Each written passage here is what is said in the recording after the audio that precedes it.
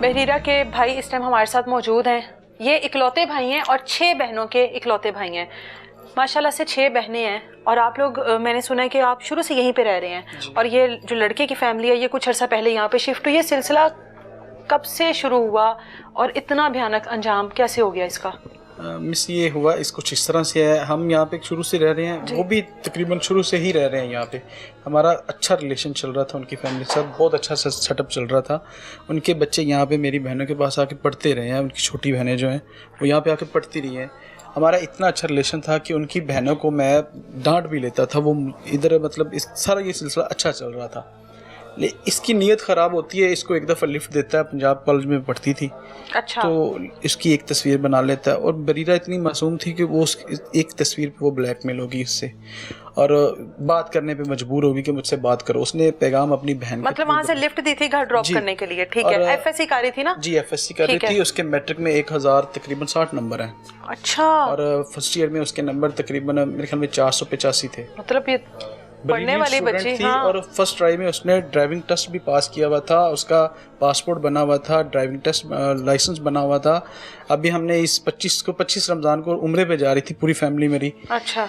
तो होता ये है कि ये बंदे को ये हमारी रहना सहना इसको पसंद नहीं था। मेरी बहनों को मैं कैसे रखता था, मेरे वालिद कैसे रखते थे, इनको बर्दाश्त नहीं होता था। कुछ इस तरह का कुछ सीन सुना था हमने। हालांकि आपकी बरादरी भी नहीं है, फैमिली भी नहीं है। हसद किस बात की? हसद मैंने एक गाड़ी ली थी अभी पिछले दिनों। अच्छा। MG गाड़ी ली है मैंने। अच्छा। तो मैं आता जाता था, वो देखता था, ये वो खुद कहता है वो कि मुझे ये चीज़ें मतलब नहीं बर्दाश्त हो। अच्छा। ये उसी के मुंह से सुना हुआ था हमने। अच्छा। ये जो इस सुसाइड केस से पहले की बात है, मेरी छोटी बहन मुझे बता रही थी कि वो इस तरह करता है।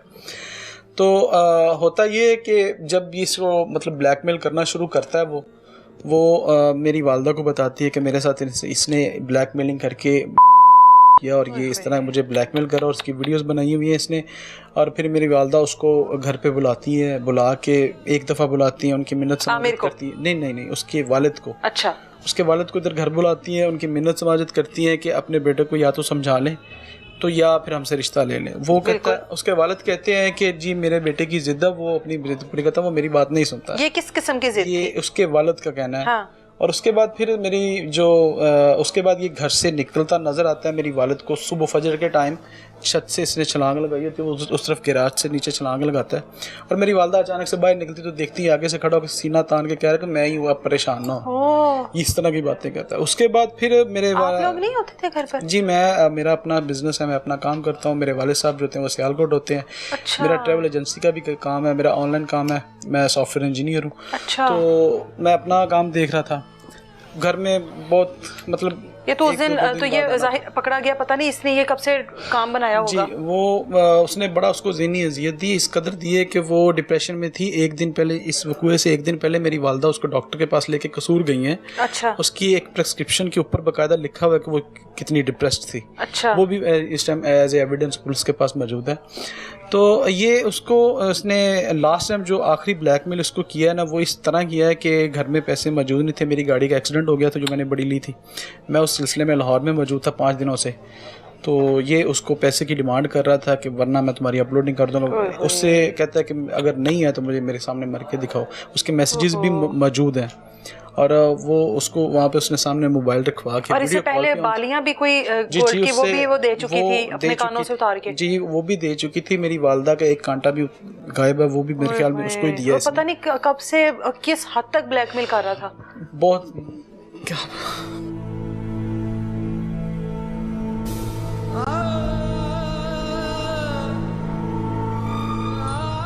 उसको इतनी ज़हनी अज़ियत दी है कि उसको कहता है कि मुझे मर के दिखा। उसके जो एविडेंस हैं वो उसके मौजूद है, मोबाइल फोरेंसिक के लिए गया हुआ है, तो ये सारी चीज़ें निकल आएंगी और साबित हो जाएंगी। उस टाइम घर पर कौन कौन था? उस टाइम घर पे मेरी इससे बड़ी एक बहन और उससे भी एक बड़ी बहन, 2 मेरी बहनें मौजूद थी जो दूसरे घर में किचन में काम कर रही थी। साथ में एक मेरी भांजी मौजूद थी और मेरी भांजी यहाँ से शीशे से उसको लगता है कि जैसे कुछ चीज़ लटक रही है, कोई स्टैचू है, तो वो जाके उधर बताती है कि इस तरह कमरे में कुछ चीज़ लटक रही है। ये दरवाजे बंद, खिड़कियाँ बंद? जी ये दरवाज़ा बंद। ये कमरा बरीरा का कमरा है? जी ये बरीरा का। अच्छा। यहाँ पे सिर्फ 2 लोग ही रहती थी, 2 मेरी बहनें, एक बरीरा और एक अनमोल। ठीक है। तो वो स्कूल चली जाती है पढ़ाने। हाँ। छोटी जो है। और ये क्या टाइम था? ये टाइम तकरीबन सुबह 11, 11:15 का टाइम था और उतनी देर इनको पता भी नहीं चला कि कब से लटक रही है। हाँ। हमारे तरफ जो कॉल आती है वो तकरीबन पूरे 1 बजे कॉल पहुंचती है लाहौर, जब मैं डॉक्टर के पास मौजूद था। अच्छा, और वो दरवाज़ा और खिड़कियां बंद करके उसने वीडियो कॉल पर दिखाया है कि मैं अपनी जिंदगी खत्म कर रही हूँ, और उसने कर दी, और वो मुसलसल वीडियो कॉल पे था जबकि घर उसका साथ जी है। बिल्कुल साथ घर है और ज्यादा दूर काम भी नहीं करता। ये बिल्कुल जो साथ वाला बाजार उससे बाहर निकलो तो सामने दुकान है। बचाना चाहता तो बचा सकता था। आप सबके नंबर भी होंगे उसके पास? सबके नंबर, हर घर के एक एक फर्द का नंबर मौजूद है उनके पास। हमारी फैमिली रिलेशंस रहे हैं।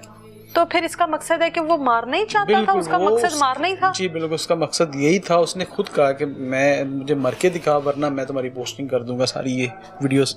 तो वो वीडियो कॉल पे सामने मौजूद था, उसने सुसाइड खुद करवाई है। आप देखें ना, आप इसी चीज़ से अंदाज़ा लगाएं कि एक चीज़ को यहाँ पे बांधने के लिए कितना टाइम लगेगा। आखिर उतने टाइम वो देखता ही रहे।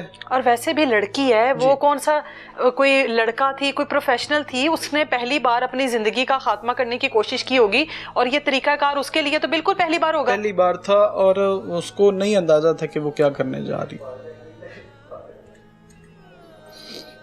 पुलिस वालों का क्या रवैया? कितनी देर बाद पुलिस आई? किस तरह आप लोग अंदर दाखिल हुए? मेरे कज़न हैं, उन्होंने 15 पे कॉल कर दी थी। वो जब जिस दिन वक़्वा हुआ उस दिन वो बाहर आ गए थे, तो उन्होंने कॉल 15 पे की है। पुलिस मौके पर मौजूद थी, डीएसपी साहब भी मौके पर मौजूद थे। इस चीज़ की गवाह पुलिस खुद है। यहाँ पे ना तो हम मौजूद थे, ना मेरे वालिद मौजूद थे, ना मेरी वालदा मौजूद थी, और घर में जो अफराद मौजूद थे, इस चीज़ की गवाह पुलिस है। और बाकी जो है कार्रवाई जो अभी चल रही है वो माशाल्लाह से बेहतरीन चल रही है।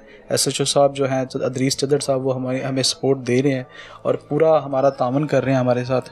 वो खुद इस चीज़ के ऊपर मतलब नज़रसानी कर रहे हैं। DPO साहब ने हमें बुला के हमारी दाद रसी की है और हमारा केस अभी बेहतरीन चल रहा है। उसकी पोलोग्राफी होने जा रही है और साथ में DNA टेस्ट होने जा रहा है मंडे को। इसका जो मैंने एक स्टेटमेंट सुनी थी जो पुलिस वालों की जानिब से थी कि आपकी एक चली गई है, बाकी 5 का ख्याल करो। ये किसकी स्टेटमेंट थी? ये स्टेटमेंट जो थी ये हमें शुरू में सुनने में आई थी सियासी दबाव की वजह से, और वो भी जो हैं क्या कहते हैं उनको, मुझे नाम नहीं आ रहा उनका, DSP साहब से हमने जब मुलाकात हुई थी तो वहाँ पे ये स्टेटमेंट सुनने में आई थी हमारे कि बाकी 5 का ख्याल करो। जी, बाकी की आप अपनी इज्जत जो है ना, बाकियों का ख्याल करें। अब जो चली गई वो तो चली गई है, जो होना था वो उसको छोड़ दें।